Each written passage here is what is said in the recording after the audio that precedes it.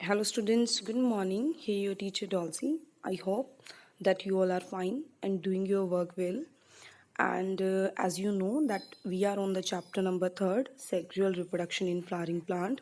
And from that chapter we are going to discuss today the post-fertilization event because we have done that events of pre-fertilization and the process during the fertilization.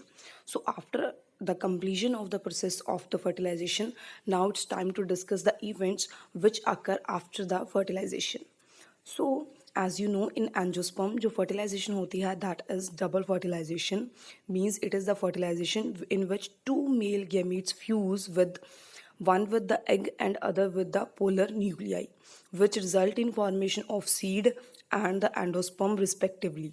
Okay, so after that the ovary it change up into a fruit, and all those events that occur with maturation of ovules and the seeds and formation of fruit includes the post fertilization events.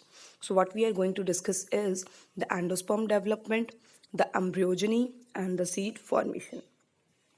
The first topic is the endosperm development. तो endosperm development क्या होगी रजी? As you know, जब triple fusion हुई मतलब polar nuclei के साथ एक मेल गैमेट क्या हुआ, फ्यूज हुआ, तो वहाँ पे कितने न्यूक्लियस बन गए थे? 3. तो उन 3 न्यूक्लिया वाले स्टेज को क्या कहते हैं रजी? Primary endosperm. ठीक है, जो आपके सेल के लिए एक रिजर्व फूड मटेरियल के तौर पे काम करेगा, और व्हेन एवर जो आपकी जो सीड है वो डिवाइड करती है, उसको ग्रो करने के लिए, डिवाइड करने के लिए नरिशमेंट क्या करता है? प्रोवाइड करता है. And that nourishment is necessary for the development of the embryo. तो आपका एंडोस्पर्म डेवलपमेंट में आप किसकी डेवलपमेंट पढ़ोगे? प्राइमरी एंडोस्पर्म सेल की. ओके, सेकंड क्या है आपका? Seed formation. आपको पता है आपका एंडोस्पर्म जो न्यूक्लियस है, मतलब जो सेल है, 3n डिप्लॉयड न्यूक्लियस है, वो डिवाइड करता है बार बार, और डिवाइड करने के बाद वो क्या फॉर्म करता है? एंडोस्पर्म. किन सीड्स में एंडोस्पर्म बनता है रजे? Non endospermic seeds. ठीक है, तो नॉन एंडोस्पर्मिक सीड्स का मेन काम क्या करता है? होता है the storage of food for the developing seeds. Developing seeds के लिए क्या प्रोड्यूस करना? एंडोस्पर्म या फूड प्रोड्यूस करना. उसकी एग्जाम्पल कौन सी है? मेज. ठीक है, तो कहते आपके सीड फॉर्मेशन का प्रोसेस क्या कैसे होता है? आपको पता ही है कि आपका जाइगोट तो बनी गया अब, तो वो सीड क्या करेगी अब? मतलब जो जाइगोट बना है वो सीड का काम करेगा, पर उस सीड ने आगे क्या करना है? ग्रो करना है, सीड की डेवलपमेंट होनी है. उस डेवलपमेंट के लिए उसे क्या चाहिए? नरिशमेंट चाहिए. वो नरिशमेंट कौन प्रोवाइड करेगा? आपका ट्रिप्लॉइड एंडोस्पर्म. नेक्स्ट हमने क्या करना है? Endosperm formation, mode of endosperm formation. मतलब एंडोस्पर्म की फॉर्मेशन करनी है, उसमें हम प्राइमरली क्या करेंगे? भी एंडोस्पर्म की फॉर्मेशन होती कैसे है? तो एंडोस्पर्म की फॉर्मेशन होने के लिए 3 मैथड्स हैं. It can be nuclear, it can be cellular और इट कैन बी हेलोबियल. अगर तो ओनली न्यूक्लियर डिवीजन हो, 1 से 2, 2 से 4, 4 से 6, ऐसे न्यूक्लियस ही डिवाइड करें, साइटोप्लाज्म डिवाइड ना करें, उसे आप क्या बोलोगे? Nuclear division. अगर आपके 1 से 2 सेल बन रहे हैं, साथ में साइटोप्लाज्म भी डिवाइड हो रहा है, उसे आप क्या बोलोगे? सेलुलर आपकी डिवीजन. एक होती है हेलोबियल, पहले आपके सेल डिवाइड करेंगे, फिर बाद में न्यूक्लियर डिवीजन क्या हो जाएगी? स्टार्ट हो जाएगी. ओके, तो पहले हम डिस्कस करते हैं कौन सी? Nuclear division of endosperm formation. तो आपका जो प्राइमरी एंडोस्पर्म न्यूक्लियस है, अगर वो बार बार क्या करे? सक्सेसिव न्यूक्लियर डिवीजन करे और नए नए क्या बनाए? न्यूक्लियाई बनाए, और साथ में क्या प्रोड्यूस करे? Free nuclear endosperm. तो जो न्यूक्लियाई प्रोड्यूस होंगे, तो उसके बाद में मतलब लास्ट पे जो सेल डेवलप होंगे, मतलब पहले क्या बने? न्यूक्लियस बने, तो वो किसकी एग्जाम्पल है रजे? न्यूक्लियर डिवीजन की. सेकेंड कौन सा है आपका? सेलुलर. ऐसी डिवीजन जिसमें पहले फर्स्ट एंड सब्सिक्वेंट डिवीजन, पहले मतलब डिवीजन हो, साथ ही साथ आपकी सेल वॉल क्या करती रहे? बनती रहे. मतलब एक डिवीजन हुई न्यूक्लियस की, साथ में सेल डिवाइड बन गई वॉल, फिर सेकंड बनी. इन दिस वे अगर सेल वॉल साथ साथ फॉर्म हो रही है, तो सेल की फॉर्मेशन हो रही है, उस डिवीजन को आप क्या बोलोगे? Cellular mode of division of endosperm formation. Next जो मेथड है वो कौन सा है? हेलोबियल. मतलब दोनों के बीच की, ना पूरी न्यूक्लियर ना पूरी साइटोप्लाज्मिक सेलुलर टाइप. तो वहाँ पे 2 सेल्स बनेंगे, एक माइक्रोपाइलर एक चैलेजल. फिर वहाँ पे दोबारा से क्या करेंगे? सेल डिवाइड करेंगे. Non persistent embryo in some of the seeds देखने को मिलता है, जो एग्जिस्ट करता है और प्रेस्पायर करता है टिल जर्मिनेशन, नई सीड बनने तक. तो एम्ब्रियो फॉर्मेशन की जो मैंने एम्ब्रियो की डेवलपमेंट करवाई थी, पहले तो एम्ब्रियो का फॉर्मेशन किस सेल के थ्रू बनना है, फिर वो डेवलपमेंट कैसी होगी, उसे बोलते हैं एम्ब्रियो फॉर्मेशन. तो ऑलमोस्ट सिमिलर होती है इन मोनोकोट एंड डायकोट, पर फिर भी कुछ डिफरेंसेस देखने को मिलते हैं. Embryo develops micropylars and sac which the zygote is situated. तो एम्ब्रियो आपका कुछ साइड पे डेवलप होता है जहाँ पे क्या प्रेजेंट होता है, आपका माइक्रोपाइलर एंड प्रेजेंट होता है। तो फर्स्ट एंडोस्पर्म डेवलप, पहले जो एंडोस्पर्म है वो डेवलप होता है, फिर जाइगोट डेवलप होता है, इस तरीके से, ताकि जो आपका डेवलपिंग जाइगोट है वो एंडोस्पर्म से क्या लेता रहे, नरिशमेंट लेता रहे। तो पहले क्या होता है आपका जाइगोट, वो क्या बनाएगा, डेवलप होकर प्रो एम्ब्रियो, फिर वो चेंज हो जाएगा किस शेप में, globular mature heart shaped embryo में।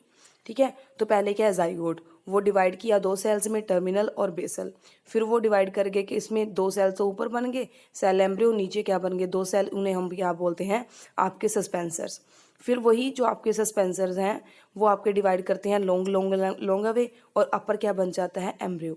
फिर वो एम्ब्रियो जब ग्रो करता है वो तो कौन सी स्टेज में चेंज होता है, ग्लोबुलर स्टेज में। फिर वो ग्लोबुलर स्टेज और शेप चेंज करती है, और कौन सी शेप बना लेती है, हार्ट शेप स्टेज बनाती है, और जो नीचे वो एक्सिस बनती है उसे हम क्या बोलते हैं, हाइपोफाइसिस।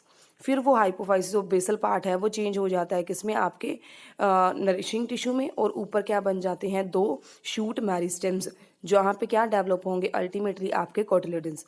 क्योंकि आपकी सीड्स मैंने पहले भी बताया था दो तरह की होती हैं रजे, एक होती हैं कोटिलेडनस, एक होती हैं द एंडोस्पर्मिक। जहाँ पे एंडोस्पर्म प्रेजेंट हो उन सीड को क्या बोलते हैं, एंडोस्पर्मिक। और अगर वो एंडोस्पर्म यूज हो जाए और एक ड्राई मैटर बचे, उसे हम क्या बोलते हैं, कोटिलेडन्स। तो ऐसी सीड्स को हम क्या बोलते हैं, कोटिलेडनस सीड्स। तो जो आपकी पहली डिवीजन होती है वो होती है ट्रांसवर्स डिवीजन, जिसमें आपके दो सेल्स डिवाइड हो जाते हैं, एक माइक्रोपाइलर एंड पे, एक बेसल एंड पे। ठीक है, जो माइक्रोपाइलर एंड वाला है उसे हम बोलते हैं टर्मिनल एंड, और जो हमारा अदर है उसे हम क्या बोलते हैं, सस्पेंसर सेल। फिर जो हमारा सस्पेंसर सेल है वो ट्रांसवर्स डिवीजन करता है बहुत सी, और कितने सेल्स प्रोड्यूस करता है, 6 to 10 सस्पेंसर सेल्स। जो टर्मिनल सेल्स हैं वो भी आपके स्वेलन हो जाते हैं और एक वेस्कुलर होस्टोरियम बना लेते हैं। तो लोअर मोस्ट जो पार्ट है, जो स्ट्रोक लाइक स्ट्रक्चर बनता है, उसे हम क्या बोलते हैं, हाइपोफाइसिस, जो चेंज होता है ultimately into the root and the root cap. So in this way आपके जो दो सेल्स हैं वो फॉर्म होते हैं किससे, जाइगोट से, टर्मिनल एंड सस्पेंसर सेल। वही सेल आगे की आपकी डेवलपमेंट क्या करते हैं, शो करते हैं। फिर क्या है आपका एम्ब्रियो सेल, जब क्या होती हैं, वर्टिकल डिविजन्स होती हैं, मतलब at 90 degree to each other. तो चार सेल्स बनते हैं, अपोनेंट सेल्स बोलते हैं। तो वो टर्मिनल चार सेल्स क्या बनाते हैं, आपके प्ल्यूमूल, और जो नीचे वाले सेल्स हैं वो आपके बनाते हैं हाइपोफाइसिस, वो बनाते हैं रेडिकल। तो अपर पार्ट वाले एपिकोटाइल, एपिकोटाइल वाला पार्ट क्या बनाएगा, प्ल्यूमूल, जहाँ से आपकी क्या डेवलप होगी, शूट। नीचे वाले पार्ट को क्या बोलते हैं, हाइपोकोटाइल, वो क्या बनाएगा, रेडिकल, और रेडिकल से क्या बनती है आपकी shoot. Ultimately the pro embryo, मतलब नया एम्ब्रियो, द अनडिफ्रेंशिएटेड ग्लोबुलर, जो हार्ट शेप स्ट्रक्चर बनता है, जो अल्टीमेटली मैच्योरिटी गेन करके आपके कॉटिलेडन्स, आपकी शूट मैरिस्टम, आपकी रूट मैरिस्टम, रेडिकल, प्ल्यूमूल, मतलब ऐसे सारे स्ट्रक्चर्स बनाता है, जिससे अल्टीमेटली एक नया प्लांट डेवलप हो पाए। उस मतलब बिफोर द एक्चुअल फॉर्मेशन जो स्ट्रक्चर बनता है उसे हम क्या कहते हैं, प्रो एम्ब्रियो। प्रो मतलब पहले, एम्ब्रियो मतलब बेबी, प्रॉपर बेबी बनने के पहले जो ग्रोथ देखने को मिलती है उसे हम क्या कहते हैं, प्रो एम्ब्रियो। फिर क्या है आपका डाइकोट एम्ब्रियो, मतलब डाइकोट्स में कैसे होती है, फिर हम मोनोकोट में डिस्कस करेंगे। जो जनरल पैटर्न था वो हमने डिस्कस कर लिया। तो डाइकोट के एम्ब्रियो में क्या होती है रजे, एम्ब्रियो एक्सिस होती हैं एक, और कितनी होती हैं, दो cotyledons. The portion of embryo axis जो कोटिलेडन के पोर्शन के ऊपर है, कोटिलेडन के पोर्शन के जो ऊपर पार्ट है उसे आप क्या बोलोगे, एपिकटाइल, और वहां से क्या बनता है रजे, प्ल्यूमूल। वो प्ल्यूमूल अल्टीमेटली चेंज अप होता है किसमें, स्टेम के टिप में या शूट में। फिर जो सिलेंड्रिकल पोर्शन है जो कोटिलेडन के नीचे वाले पार्ट में मिलता है उसे आप क्या बोलते हो, हाइपोकोटाइल। उसे आप क्या बोलते हो, हाइपोकोटाइल। वो हाइपोकोटाइल टर्मिनेट करता है in the form of root radicle. वो रेडिकल आपके क्या बनाती है, रूट, और रूट की टिप को क्या कहते हैं, रूट टिप। और वो रूट टिप आपको पता है पेनिट्रेशन की वजह से, वरना तो डिजनरेट कर जाए, तो उसे डिजनरेसी से बचाने के लिए एक क्या प्रेजेंट होता है, वहां पे कवर प्रेजेंट होता है। उस कवर का नाम क्या है, रूट कैप। तो this is the basic diagram for a dicot embryo, जहाँ पे कितने कोटिलेडन्स प्रेजेंट होते हैं, 2, और कितनी एम्ब्रियो एक्सिस प्रेजेंट होती है, 1। वही जो डाइकोटिलेडनस टाइप ऑफ एम्ब्रियो है वही अराइज करता है किसको, फॉर्मेशन ऑफ प्ल्यूमूल और रेडिकल को। प्ल्यूमूल अराइज होती है एपिकोटाइल पार्ट से, और जो आपका रेडिकल है वो कहाँ से ओरिजिनेट होता है, आपके हाइपोकोटाइल पार्ट से। एपिकोटाइल पार्ट से शूट बनेगी, हाइपोकोटाइल पार्ट से रूट बनेगा। रूट को कैरेक्टराइज करते हो आप रेडिकल पार्ट से, और जो शूट है उसको कैरेक्टराइज करते हो आप प्ल्यूमूल पार्ट से। फिर आ गया आपका मोनोकोट एम्ब्रियो, तो वो डिफरेंट है, शेप में दिख रहा है, किससे, आपके डाइकोट से। तो इन द ग्रास फैमिली जो कोटिलेडन्स होते हैं वो कोटिलेडन नहीं होते, वहाँ पे एक सिंगल कोटिलेडन प्रेजेंट होता है। उस सिंगल कोटिलेडन को हम क्या कहते हैं, स्कूटैलम। जो वो स्कूटैलम है रजी, it is situated toward the one side, एक साइड पे प्रेजेंट होता है, उसे हम क्या बोलते हैं, लेटरल एम्ब्रियो एक्सिस, मतलब एक साइड पे बना। एट इट्स लोअर एंड, इस पे ना स्पेशल टाइप के स्ट्रक्चर प्रेजेंट होते हैं प्ल्यूमूल और रेडिकल के बिना। तो जो आपकी इसकी एम्ब्रियो एक्सिस है उस पे क्या होता है, रेडिकल होता है, और एक और क्या होता है, रूट कैप होता है। वो रूट कैप कवर किया हुआ होता है एक एक्स्ट्रा शीद से। उस एक्स्ट्रा शीद का नाम क्या है, कोलियोराइजा। क्या है, कोलियोराइजा। ऐसे ही वो पोर्शन आपके एम्ब्रियो का जो अटैचमेंट का रोल प्ले करता है, किसके साथ, एपिकोटाइल के साथ, स्कूटेलम की। तो वो जो स्कूटेलम है वो क्या, सॉरी एपिकोटाइल है, वो आपकी कौन सी एक्सिस है, शूट एक्सिस है। मतलब वहां से क्या डेवलप होगा, आपकी मतलब स्टेम वाला पार्ट। तो उस स्टेम वाले लीफ वाले पार्ट को, लीफ प्राइमोडिया को जहां से कवर करता है एक लीफ प्राइमोडिया जो इस पार्ट को कवर करता है, उसे क्या बोलते हैं, कोलियोपेटाइल। तो आई एम रिवाइजिंग क्योंकि वहां पे थोड़ा सा स्पीड अप हो गया था। देखो दो पार्ट है राजी, एक है एपिकोटाइल, एक है हाइपोकोटाइल।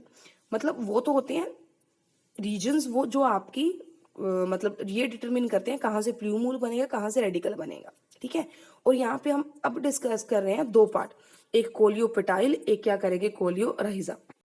तो रजी जो कोलियोपेटाइल है ना, वो आपके प्ल्यूमूल के ऊपर एक पत्ते लाइक लीफ प्राइमोडिया है जो आपके प्ल्यूमूल को बचाने का काम करता है। और जो कोलियोराइजा है वो भी एक लीफ लाइक स्ट्रक्चर ही है, लीफ प्राइमोडिया ही है, और वो आपके रूट वाले पार्ट को, रेडिकल वाले पार्ट को बचाने का काम करता है। तो डिफरेंस जो है डाइकोट और मोनोकोट में वो दो हैं, एक तो स्कूटेलम होता है मोनोकोट में और कोटिलिडन होते हैं दो इन डाइकोट में, और एक ये कोलियोपेटाइल और कोलियोराइजा ओनली मोनोकोट में प्रेजेंट होते हैं, डाइकोट में प्रेजेंट नहीं होते। Thank you.